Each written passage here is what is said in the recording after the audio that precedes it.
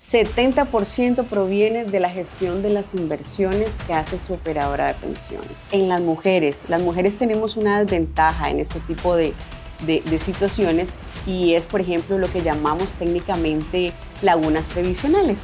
Tenemos la posibilidad de tener una pensión complementaria.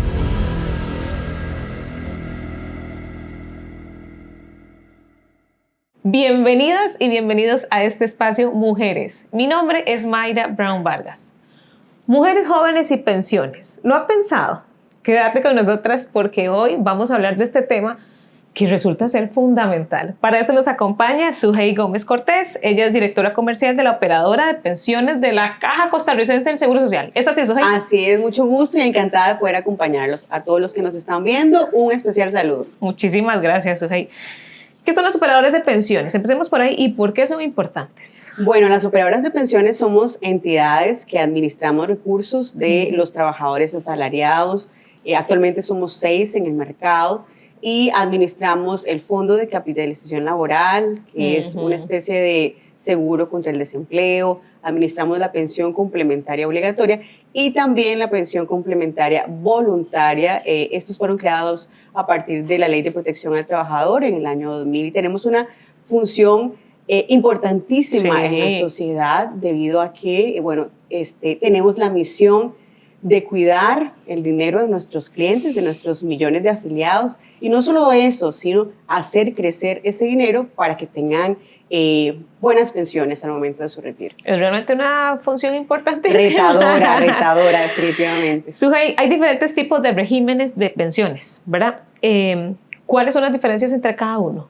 Bueno, dichosamente en nuestro país contamos con un sistema al que denominamos multipilar, en donde existen diferentes regímenes, como lo has mencionado. El más grande en cuanto a número de afiliados es el régimen básico, es el régimen del IBM principalmente, que es administrado por la Caja. En este régimen aportamos los trabajadores, los patronos y el Estado.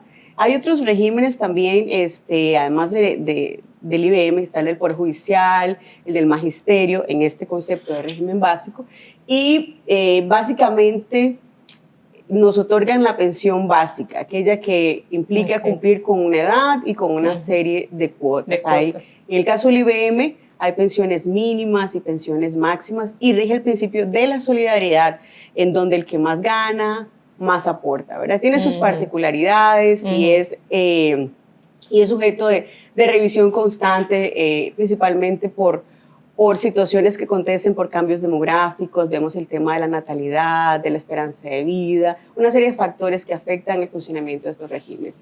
Luego, en el año 2000, que se crea la Ley de Protección al Trabajador, surge el régimen obligatorio de pensión complementaria, que es el ROP, conocido como ROP. El famoso ROP. Así es. Todos los trabajadores asalariados tenemos un ROP, y el ROP no es cualquier ahorro, es una pensión también, solo que es una pensión complementaria y está creado para que cuando la persona al momento de su retiro de la vida laboral no tenga solamente un ingreso, que sería en este caso la pensión básica, sino que tenga dos, la básica y la complementaria. En esta complementaria aportan el patrono y el trabajador. El Estado sale de escenario en este fondo ROP y tiene la particularidad de que son cuentas individuales, es decir, que usted puede ir a su operadora, pedir un estado de cuenta, ver cómo están sus aportes, ver cuál ha sido el rendimiento que ha obtenido, ¿verdad?, por la gestión de las inversiones, y no tiene, al momento de pensionarse, no hay un monto límite de pensión. La pensión que usted va a recibir va a ir en función de lo que usted logró ahorrar en su fondo ROP. Luego tenemos el régimen voluntario de pensiones, que es administrado también por las operadoras, en donde yo, trabajador, voluntariamente puedo crearme y construirme una pensión adicional. Ese sería como un tercero. Como un tercero, correcto. Y tenemos un cuarto, que es el que llamamos régimen no contributivo, que es administrado por la Caja, pero que son pensiones creadas a partir de impuestos y destinadas a personas en condición de pobreza o vulnerabilidad, ¿verdad? Entonces, es un sistema muy completo y que da muchas oportunidades para poder construir y tener una pensión al momento de nuestro retiro. Muy bien, muy bien. Estamos llevando una clase maravillosa aquí con estos temas. ¿Y el FCL aquí? me lo dijiste. No, porque el FCL es... Porque es el que comúnmente escuchamos, disculpa que te interrumpa, ahora el ROP, el FCL, y eso es lo que uno escucha y escucha y... El FCL no te lo mencioné porque no podría considerarse como una pensión. Okay. El FCL es el fondo al que más comúnmente tenemos acceso durante la vida laboral, ¿verdad? Sí, lo esperamos. Correcto. Y este fondo es una especie de seguro contra el desempleo. Entonces, la persona está constituido de aportes que hace únicamente el patrono a la OPC en una cuenta, en un contrato, en una cuenta a nombre del trabajador. Solamente los asalariados tienen fondo de capitalización laboral. Entonces, este fondo se construye a partir de aportes patronales y el trabajador puede tener acceso a él cuando queda sin trabajo, ya sea por renuncia o por despido, cada 5 años de trabajar con el mismo patrono de manera continua, o cuando se pensiona, que también puede tener acceso a este recurso. Okay. Y es otro fondo administrado por las operadoras de pensiones. Pero está un poquito más alejadito de las pensiones como tal. Sí, porque es como un ahorro que está en las operadoras, que usted tiene que cumplir ciertas condiciones para poder retirarlo, pero es más un auxilio de cesantía. Muy bien, Sujei, aquí los medios de comunicación desde hace años señalan que el régimen de pensión de ahí está quebrado, que el régimen que administra la caja está quebrado. Y aquí me atrevo a hacer, ¿verdad?, como replicar lo que hemos escuchado. Y que no alcanzará el fondo, ¿verdad?, para distribuir entre quienes nos tenemos que pensionar entre 10 o 20, un poquito más también en mi caso. Y es un problema que escuchamos que aún no se ha resuelto. ¿Esta situación podría ser una de las causas que provoque desmotivación en las personas jóvenes? ¿O es esto real? ¿O cuál es la realidad de todo esto? Bueno, definitivamente sí es una situación que podría generar este desencanto, digamos, que hay en la población y más en la población joven sobre el hecho de que si voy a llegar a tener una pensión o no. Los regímenes de pensión sufren cambios, como te contaba inicialmente, cambios demográficos, ¿verdad? Por ejemplo, en nuestro país estamos pasando de una tasa de natalidad o hijos por mujer, digamos, de 3 a 1. Y hoy hablábamos anteriormente que los perrijos han venido a sustituir a los hijos. Eso es una situación que impacta de manera importante a un fondo de pensión. También la esperanza de vida, la gente vive más tiempo ahora de lo que vivía antes. Y la morosidad patronal, ¿verdad? También cuando, por ejemplo, el patrono negocia con su trabajador para no asegurarlo y pagarle en efectivo el monto que eventualmente entraría a la seguridad social. Estos factores llevan a tener que hacer reajustes a los sistemas de pensión, ¿verdad? No solo pasa en Costa Rica, pasa en los sistemas de pensión a nivel nacional que se caracterizan por ser un sistema de aportación tripartita. Y bueno, nosotros dichosamente también tenemos la posibilidad de que, si bien es cierto, va a haber ajustes en el sistema de pensión, tenemos la posibilidad de tener una pensión complementaria también, que no en todos los países ocurre eso. Entonces, bueno, si por un lado se pronostica de que el monto de pensión probablemente va a sufrir ajustes, tengo que aprovechar las demás oportunidades o herramientas que hay en el sistema. Como te decía, el fondo ROP no es como una cuenta bancaria, ¿verdad? Donde yo decido no decido, pero trabajo en función de cuánto quiero llegar a tener, ¿verdad? La particularidad del fondo ROP, por ejemplo, en este caso, es que yo también, además de que me obliga la ley a tener que ahorrar porque son aportes obligatorios, yo le podría hacer aportes voluntarios, correcto, o llamamos extraordinarios. Yo puedo como trabajador decir, hey, los aportes que estoy teniendo quizás no me van a llevar a tener un saldo, el producto de mi salario era un saldo tan alto, pero yo podría aportar de manera adicional para tener un mejor saldo. Pero sí, son condiciones que llevan a ese desencanto y que la gente pueda tener esa percepción de que no va a tener pensión. Sí.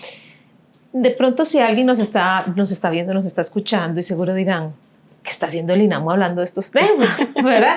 Y ¿verdad? Lo que nos convoca en el fondo es que muchas mujeres jóvenes no están previendo de pronto o no están informadas de condiciones que tienen a favor y que no están utilizando. Y ahí entra el ahorro voluntario, que es precisamente lo que estás explicando. Así es. Sujei, de pronto pensamos que tiene que ser un monto fijo, cuándo empiezo, cómo lo hago, ¿verdad? Muchas mujeres que trabajan también en lo propio, que son emprendedoras, que son empresarias.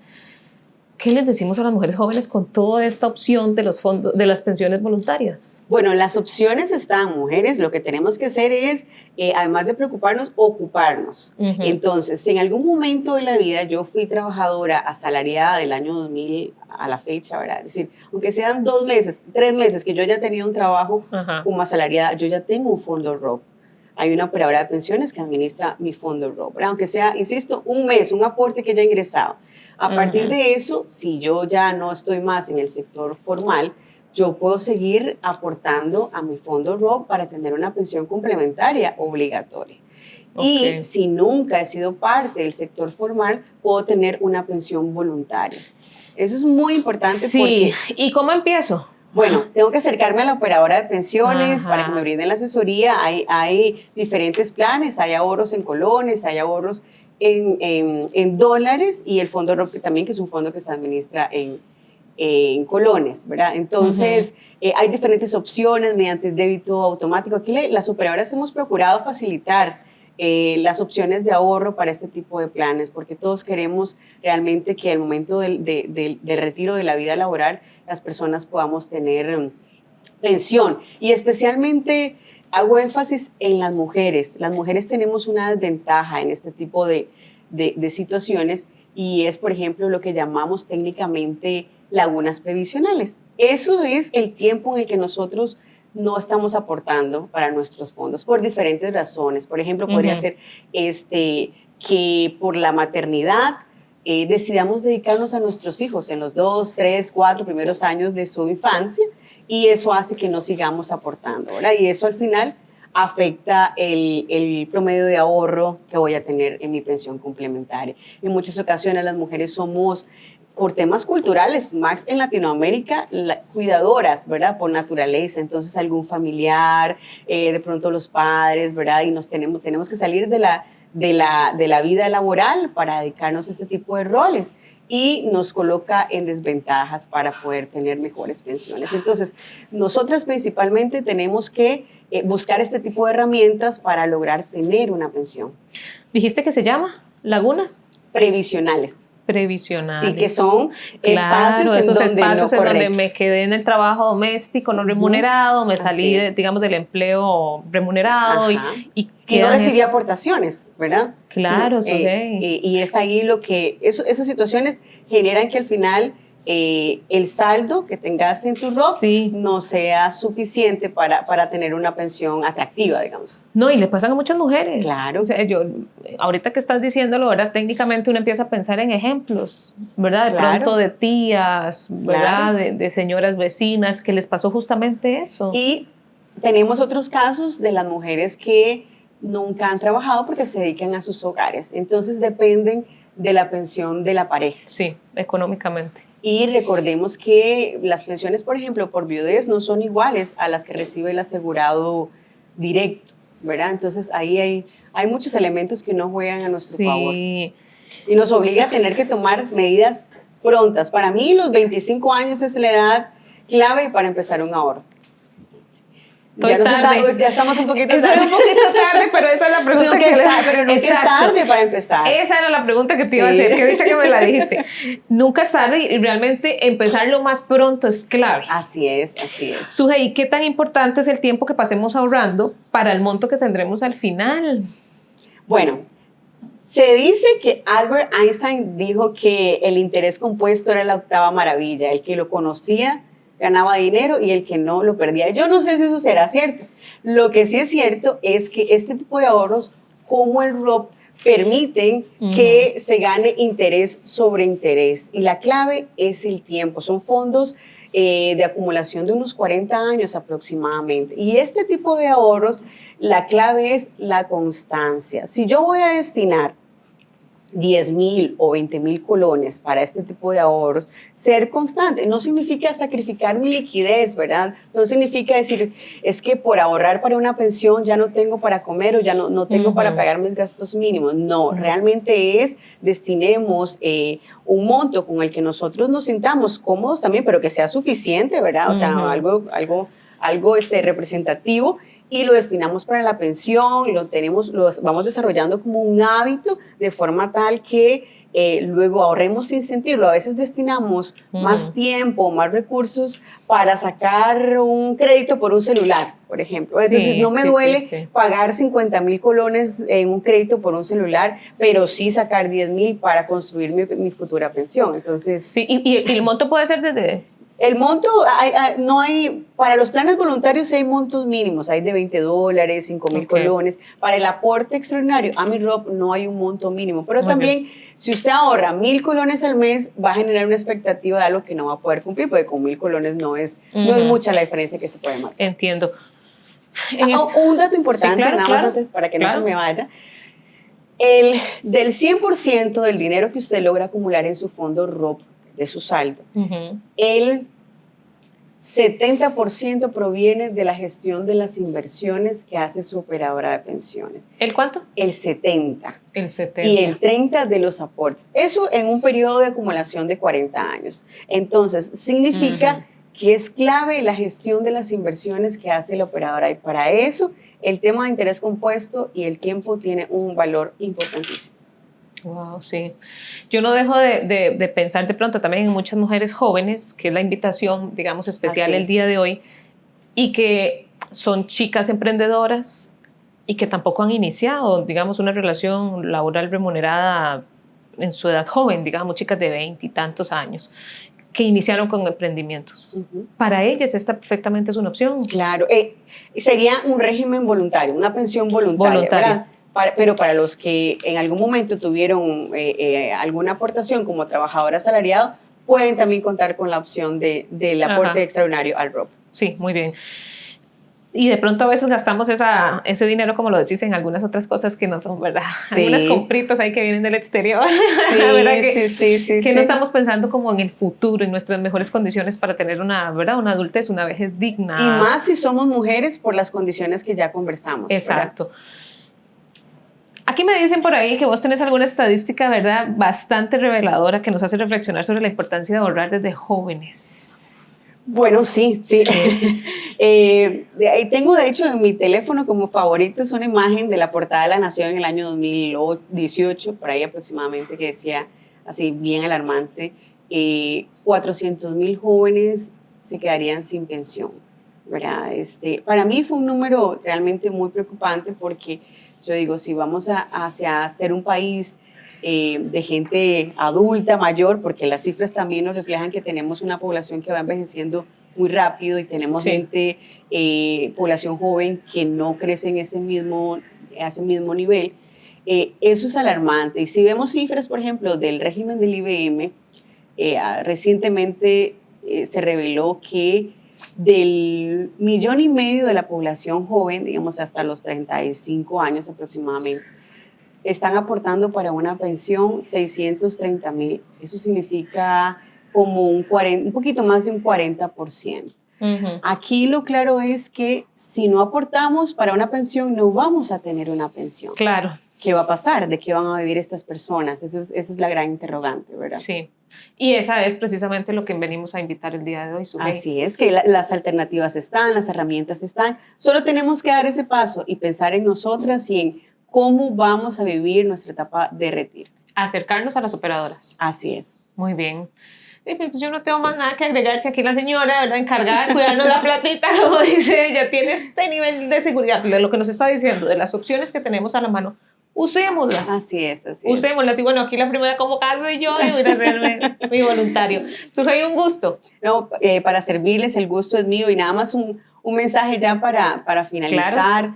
A todas las mujeres que nos están viendo, los estudios demuestran que las mujeres somos las promotoras del ahorro en el hogar. Entonces, eso nos lleva también a sentarnos, a analizar y cuestionarnos qué tipo de adulto mayor quiero ser yo, ¿verdad? ¿Cómo quiero verme en mi etapa de retiro? Si voy a ser un adulto mayor que va a depender de sus hijos, de que los hijos le ayuden, eso ojalá y nos vaya bien y que así sea y tengamos esa respuesta. Si queremos ser un adulto mayor que dependa de pensiones no contributivas del Estado, que cada vez van desapareciendo, van disminuyendo, o si quiero ser un adulto mayor independiente hasta donde sea posible, que pueda autogestionarse, autonomía económica. Eso depende de cada uno de nosotros y depende de en qué momento empecemos a trabajar por pensar en nuestro futuro. Así es, por mujeres adultas mayores que tengan su dinero y decidan a dónde quieren usarlo en esa edad. Así es. Muchísimas gracias, Sujei. Con todo gusto, gracias a ustedes por invitarnos. Muchísimas gracias. Recuerden sintonizarnos en la próxima.